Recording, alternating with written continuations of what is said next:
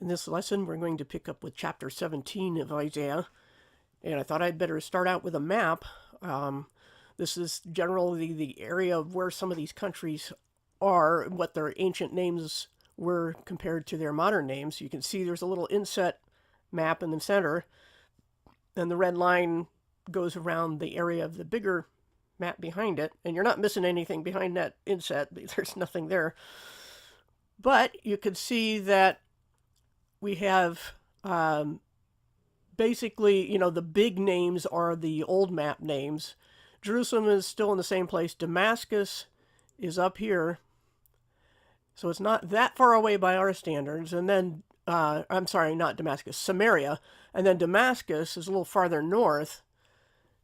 And we have all, here's modern day Lebanon. The darker names are the modern names. Mesopotamia is this general area. Then we have Assyria. Syria is on this, according to the Bible app map, is up northeast of a little bit of Assyria. Or I've got it backwards. They're next to each other. Anyway, yeah, because they're Syria. I was just thinking of a different map I was looking at. So Assyria is a little northeast of Syria. And Babylon is way over here. So Babylon was pretty far away by ancient standards. And this, of course, is modern day Iraq. And so the city-state, remember it's a city-state of Babylon, is over here. Here's Baghdad, modern day.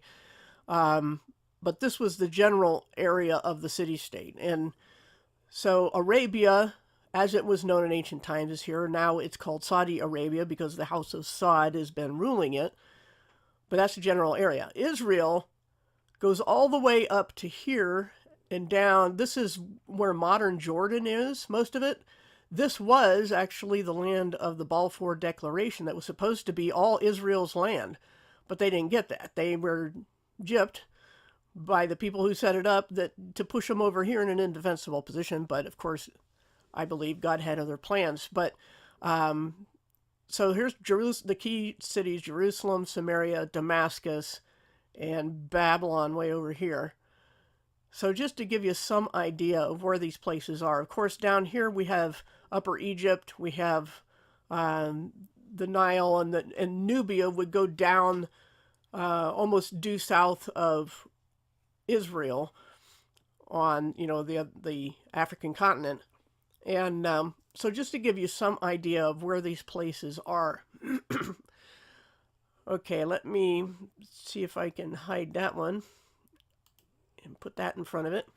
Using a little different text this time. The app I've been using didn't want to play well with OBS that I'm using to make the broadcast, so we're going to use a browser window of the same version of the Bible, the Net Bible. So, Damascus, remember where that was, the capital of Assyria, is one of the oldest continuously inhabited cities in the world, and it goes back to at least 3000 BC. But the prophecy centers more on Israel than Damascus, actually, which is only addressed in the first 3 verses. And I'll say before I go on that the verse markings of when I should scroll the page are not going to be the same since I developed the lesson on the app and not this one, so bear with me. Anyway, this area will only be good for grazing animals, it says here, rather than for people to live. So as devastated as Damascus is today, people still live there, and is still considered a city. Some commentaries take it as having been fulfilled around 732 BC, but the Greek Old Testament, the Septuagint, uses the word forever in this verse. And if that's the correct rendering, this has not been fulfilled on that account either. And for more on the future view, there's an article in the description you can look at. But I disagree with the commentary I've been using that's in the description that this is a hodgepodge of Isaiah's prophecies, and that the course of events is less important than the problems they're meant to address. I think they're equally important, at least, and that this is not a collection of random prophecies on Isaiah's part. I don't know why they have that impression. But if we go down to verse 3, all the commentaries seem to take it from there onward as fulfilled in the past, that there would be a few survivors in Syria, though none are mentioned for Damascus. Jacob and Ephraim, representing the northern kingdom of Israel and its capital Samaria — remember, Samaria was the capital of the northern kingdom — are described as being skin and bones. This referred to its ruling class being deported to Assyria, leaving only the poor to work the land, as was the custom in ancient times when a nation was conquered.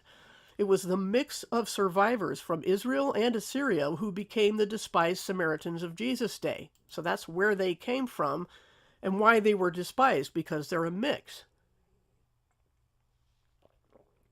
Now, here's a good quote from the Damascus article in the description, which destroys the lost tribes theory. A quick reading of 2 Chronicles 11:16 shows that all the faithful from the 10 northern tribes moved south at the time of the civil war that divided the nation after King Solomon's death 150 years earlier. From then on, all 12 tribes were represented in the southern kingdom of Judah, so the 10 tribes from the north weren't totally lost. The Lord has always preserved a believing remnant from all the tribes of Israel. End quote.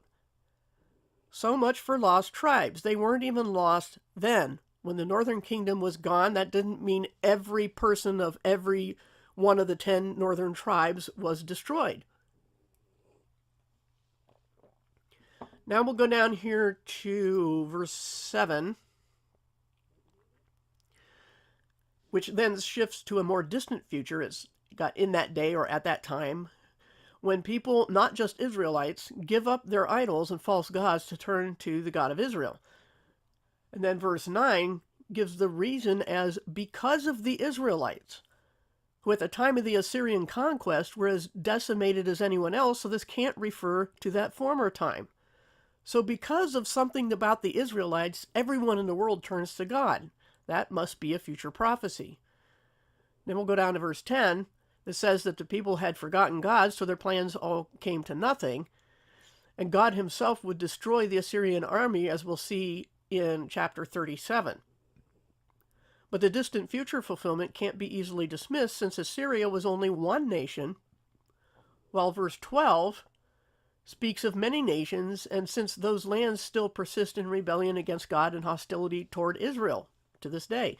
Some take verse 14 as applying to the destruction of Damascus, but this is in the context of the many nations. Anti-Israeli sentiment has been growing louder in the last few decades, which makes perfect sense as preparation for this prophecy's final fulfillment. So if you're among those people who absolutely despises Israel and blames, quote-unquote, the Jews for all the world's problems, keep this stuff in mind here.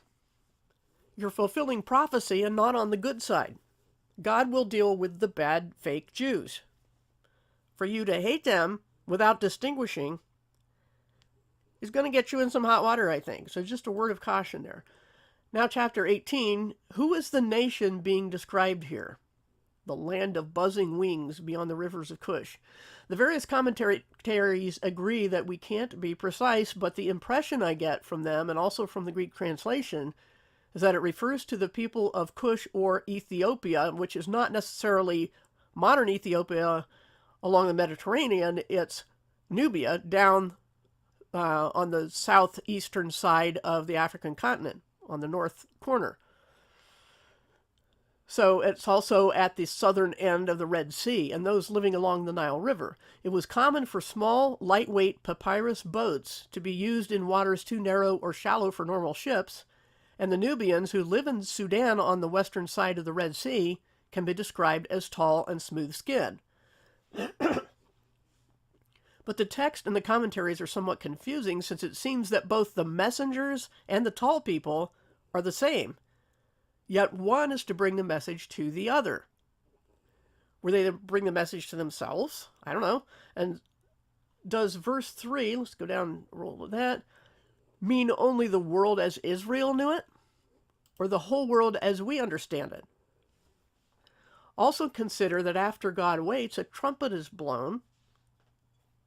Keep that in mind. And then verse 7, tribute is brought to Mount Zion. This has not happened, so it must refer to the millennium.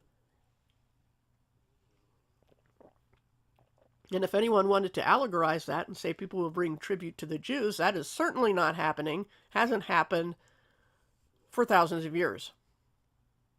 Some will say, oh, yes, they are, that's behind the scenes. Well, you need to prove that. But anyway, going on to chapter 19, now God's attention turns toward Egypt, whose history was filled with upheaval and whose existence depended entirely on the Nile River. By taking advantage of their disunity and attacking the river, God would show them how little power they actually had. Now we'll go down to verse 16,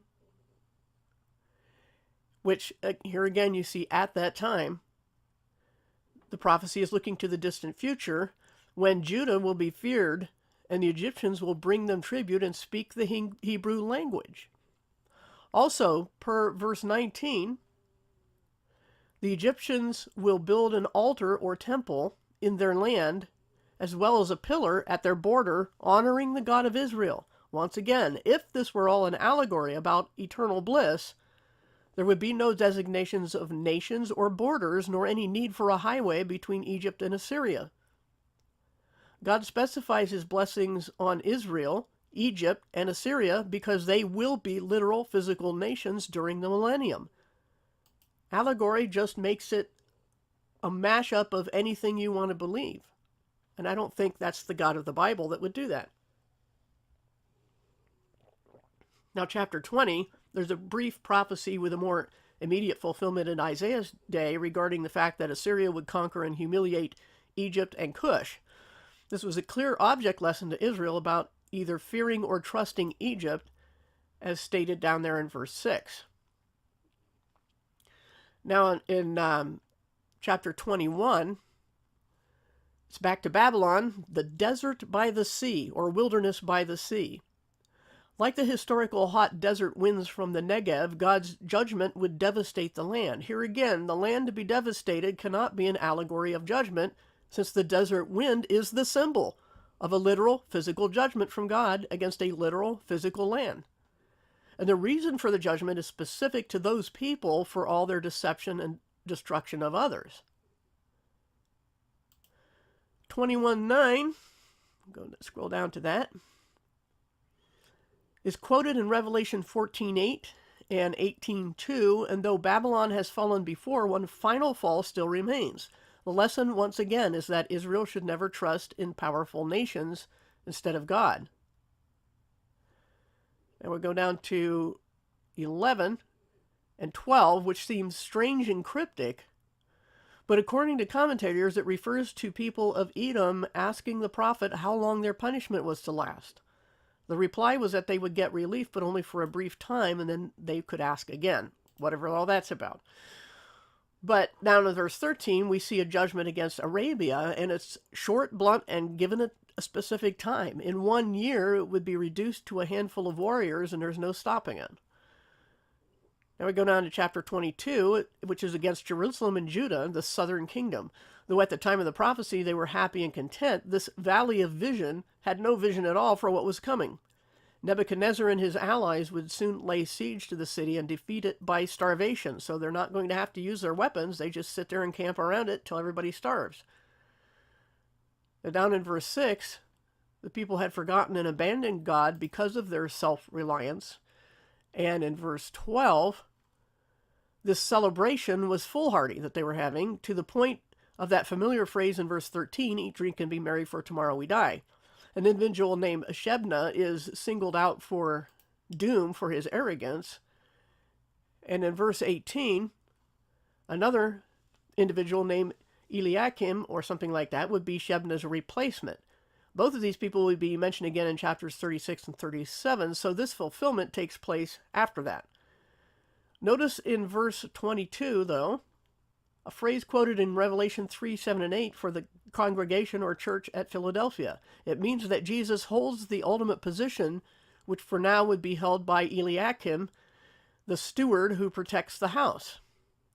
And unlike overconfident Jerusalem, this faithful congregation would be kept safe from the calamities to come. Even so, verse 25 says that Eliakim would falter at the end. Now we turn in chapter 23 to the prophecy against Tyre. a major seaport on the Mediterranean west of Damascus. So if I can again bring up that map, we're looking for Tyre west of Damascus. So it's a seaport. It's, I'm pointing at the wrong screen here. Tyre is right here. So due west of Damascus is the seaport of Tyre. Okay. So let's bring back our text here. And while Babylon had become powerful on land by conquest, you remember they're far to the east, inland, Tyre became powerful on the sea by peaceful trade, though it had also corrupted God's people like Babylon and other nations had. And like Babylon, Tyre is also compared to a harlot. So the earlier phrase about Babylon being in the desert or wilderness by the sea, when Babylon isn't, may refer to its connection here with Tyre, since they're both called harlots. And together they symbolized the entire world from east to west, land and sea. This is why there's a lament of seafaring people, which matches up with the fall of Babylon in Revelation 18:17 through 20. The wilderness and the sea, the wilderness by the sea. I think there's a connection between these two harlots. And that's why people are having such wide disagreements on what exactly and where exactly the prophetic city of Babylon, with the cryptic mystical name, not Mystery Babylon. That's where those arguments come from, is we didn't have a puzzle piece.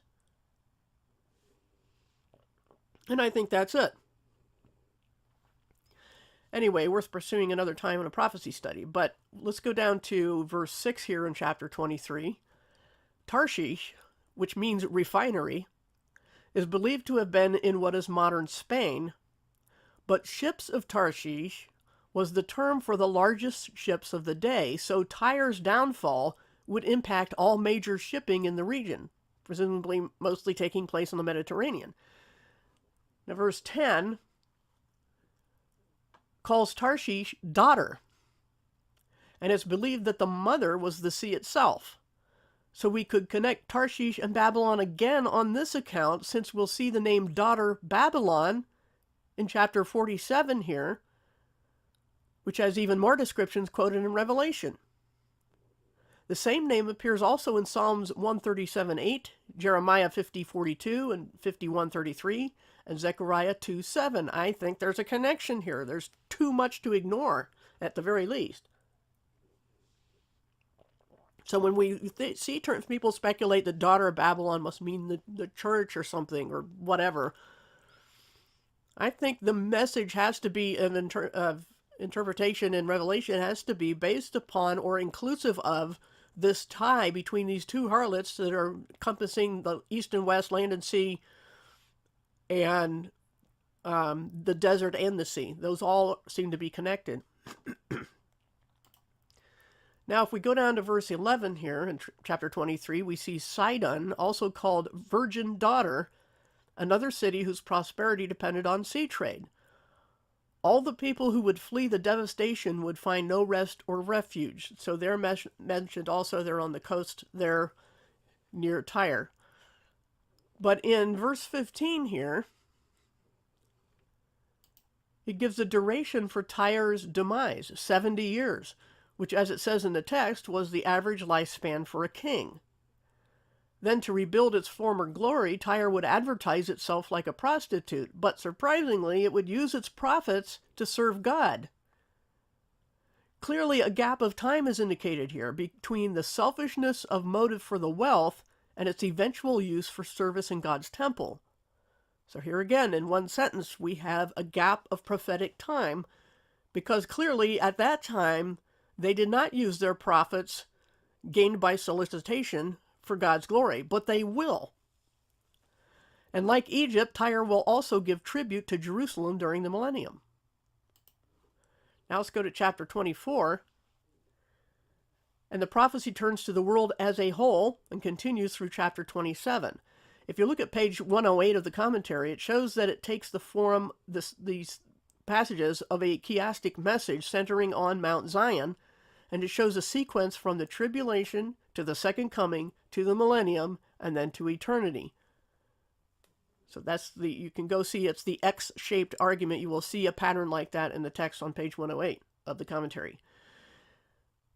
Now there's a section here, the next section would be the tribulation section, and God stands poised to strike the world with suffering and destruction with no preference given for anyone's social status. And the reasoning is given in verse 5 here in chapter 24. The earth is defiled by its inhabitants, and they must be repaid for their guilt. The phrase, the inhabitants of the earth, is seen also in Revelation chapters 6 through 17 to describe the unbelieving world. So we have all these connections for what these terms mean in Revelation. But then in verse 14 here, the few survivors shout praises to God. And then it's back to the lament of the wicked. And in verse 20, we see a curious statement. The earth will stagger like a drunk and sway like a hut in a windstorm. These analogies just don't fit modern cosmology. Just saying. Verses 21 to 22 show that this is the time when even wicked supernatural beings will be thrown into a pit and then only brought out after a long time to be punished. This is what 2 Peter 2:4, Jude 6, and many passages in Revelation refer to. Supernatural beings being thrown into a pit for a long time, and Revelation gives a duration of 1,000 years. During the millennium. That's why the millennium is nice, because these entities are locked up. This is not an allegory. And if we go down into verse 23, matches up with the cosmic disturbances of many passages, such as Joel 2:30 through 32, Revelation 6:12b through 17, and Revelation 21:23. Now we go to chapter 25, and it's referenced in Revelation 19:9 as the wedding supper of the Lamb, which happens at the beginning of the millennium, though death won't be eliminated till the end of that time, per Revelation 20:14 and 21:4. The description of celebration continues into chapter 26, so we'll scroll down to that. And it focuses on the people of the land of Judah. But what about verses 13 and 14? Let's scroll down to that. Which seem to say that the wicked will never rise again. Look carefully and you'll notice that it leaves out the crucial part about when and where their spirits don't rise. We can't read into it that their spirits were destroyed because it doesn't say that. Instead, the context speaks of the masters who had oppressed God's people not rising in this world again. So no soul sleep either. And in contrast, we look at verse 19, where it says, the godly will rise in this life, since it mentions their formerly dead bodies coming back to life, but certainly in immortal form. This is what happens when all the righteous dead awaken, not from soul sleep, but from body sleep. The passage could also be referring to nations rather than individuals, though individuals seem more in view here because of the souls. But what about the curious statement in verses 20 and 21? While on its own, it could refer to the rapture of the church. In context, it clearly points to Israel. Revelation 12, which depicts a woman representative of Israel, and verse 14, there, she's taken to a place of safety for the final 3.5 years of the tribulation, during which time Judea will be overrun. This is also what Jesus referred to in Matthew 24:15. Now, if we go to chapter 27, it begins with at that time, which is further support for this being the future tribulation. But what is Leviathan, the sea monster, doing here? Which is seen first in Job and also the Psalms. Though the commentary calls the creature a Canaanite myth, from the passages in Job, it seems to have been a real creature, very much like what we're told about ancient dragons. Here, of course, it's being used as a symbol of fearsome nations and or the spiritual entities behind them. And then after more descriptions of the restoration of Israel in the millennium, we go to verse 12. And at that time, it speaks of their being gathered from all over the world at the sound of a trumpet to worship God in Jerusalem. The trumpet seems to be a reference to the Feast of Trumpets or Day of Atonement, which is fulfilled in this prophecy, this ingathering of Israel, rather than the rapture of the church. Unlike Israel's many enemies over the centuries, Israel itself will survive and reach the ideal level of prosperity and blessing promised so long ago. Now, chapter 28 through 35 were given during the reign of King Hezekiah, when Judah was tempted to trust in Egypt. The leaders are being foolish to do so, to trust them, and there will be dire consequences. Now, down in verse 5, at that time, in the end, when only a remnant exists, the people will be restored and blessed. And the frequent reference to drunkenness describes the leader's stupor and lack of vision. Then we go down to verse 10. It's a likely reference used in 2 Thessalonians 2:11 regarding the strong delusion that God will send to those who hate truth. Only next time it will be to the unbelieving world, whereas here it's to Judah's leadership. If we go down to verse 14, though the foolish mock, and though they boast of making a pact with death and the grave in a pathetic attempt to cheat them both, it says in verse 16 that God will not be denied his judgment on them. This passage is very familiar to Christians, or it should be, and along with Psalm 118:22 is quoted in passages such as Matthew 21:42 as a messianic prophecy. The rest of the chapter describes the principle that though judgment comes for a time, it will fit the crime, and then God will restore Israel and establish it firmly. This is not an allegory. And then we go down to chapter 29, where Judah thought it could go on performing religious rites while also living in rebellion in every other way, but God despises such hypocrisy. Christians, pay attention. Doing the religious acts is not the same as being in right standing with God. And in verse 9 here, Judah thought it could go on performing, these rites, and then we see again that God will harden the hearts of those who had persisted too long in rebellion, so they get the full measure of consequences for their sin. And then in verse 16, we see that what was quoted in Romans 9:20 about the clay pot presuming to tell the potter he has no skill. This is the essence of the anti-Christian attitude. The degree of arrogance it takes to judge our Creator is extreme. Yet only God can turn a desert into an orchard and make the deaf hear and the blind see.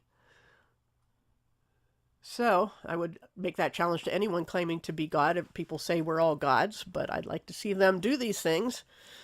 And then, also, if you remember the animated movie The Incredibles, the first one with the villain syndrome that says when everyone is super, no one will be. And it's the same thing with everyone being gods. Then no one is. The term loses all meaning. Now in chapter 30 here, the prophecy gives more specific details about Judah choosing Egypt as an unworthy substitute for God. And down in verse 10, this could be said of many Christians today. Don't tell us what we need to hear, tell us what we want to hear. We see this as well in 2 Timothy 4:3. Yet in spite of Judah's folly and punishment, God promises not to allow them, we'll go down here to verse 18, not allow them to be completely wiped out forever. And again, the millennial kingdom is described here. So now let's go down to chapter 31. It returns to describing the demise of those who look to Egypt for help and protection. And then down in verse 4, again, God promises to keep a remnant preserved. So this is God's pattern. He does not ever abandon Israel completely forever. And then chapter 32 goes back to the ideal life that will characterize the millennium. And then it goes back to a lament about disasters to come within a year of this prophecy. And then back down in verse 15, it goes back to the millennium again. This desolation will continue until. And then go to chapter 33. You could just read through those, of course. I'm not skipping, so you don't have to read it. But just to make points, chapter 34 turns from Judah to its destroyers, who will again see only their own destruction, not only their own destruction, but the restoration of their former victims. And this is where God calls out to the rest of the world to warn them about defying the one true God. Verse 4 is quoted in Revelation 6:12-14, which is the literal physical fulfillment of the symbolism here describing the fate of ungodly nations. And then in verse 5, it turns to focus on Edom on the southern border of Judah, which Scripture sometimes uses to represent all the enemies of Israel. But though the details of destruction are certainly symbolic, they're also just as certainly literal and physical, as also were Sodom and Gomorrah, literal places that also serve as a cautionary tale, a symbol. Since the description starting in verse 9 has not yet happened, it must refer to the duration of the millennium. Though earth will be restored after the tribulation, there will be reminders of the past during that millennium, certainly not in eternity. And chapter 35 gives more descriptions of the millennium. So you can read through that. We'll go down to chapter 36. Turns to look back at when the Assyrian king invaded Judah during the reign of Hezekiah. The names Eliakim and Shebna should sound familiar from chapter 22. And they're sent to speak to Sennacherib's envoys, he is the king of Babylon, who offer a pleasant life in another land, that is to say, well, they'd be deported, but it'll be okay, if the people will surrender peacefully. But they also mock Israel's God and tell them their king is misleading them. How many times have Christians claimed that other Christians are misleading people? Be careful with that charge. And then verse 10, oops, used to skipping the poetic parts that need to roll a lot faster.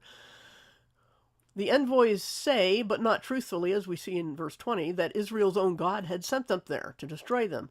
But though they presumed this would mean they were guaranteed victory, if they were being truthful, which I don't think they were, it was really a test of Hezekiah's faith in and loyalty to God.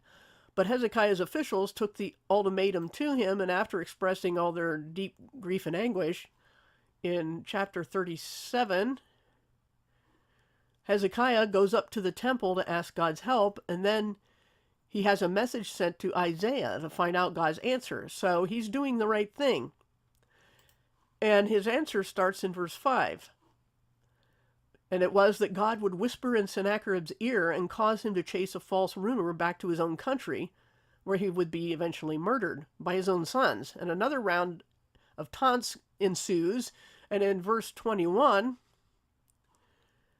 Isaiah gives God's retort to Sennacherib and taunts him back, including the ominous phrase in verse 28. Scroll down to that. I know where you live. That's got to be a nerve-wracking thing to hear from God. Then we see a phrase that will be repeated in Ezekiel 38:4 concerning a different situation about God putting hooks and bridles on a nation to make it go where he chooses. And then we'll go down to verse 30 here. It turns to focus on the blessings Judah will enjoy a couple of seasons from then. So this is a nearer future prophecy at the time. So after a few years, a few seasons, they will be okay again, and not a shot will be fired in Jerusalem because God himself would drive away the invaders, as happened, if we can see here and down in verse 36. The angel of the Lord, a possible pre-incarnation of Jesus, cut down 185,000 troops during the night, and when the survivors woke up, they took off back to their homeland. But Sennacherib, as I mentioned, was murdered by his own sons eventually. I think it took a number of years, up to 20 years, as he was worshiping his false god in that temple. So he was murdered by two of his sons. And we're going to stop there for this lesson and pick up next time with a very curious statement about an incident in the life of Hezekiah.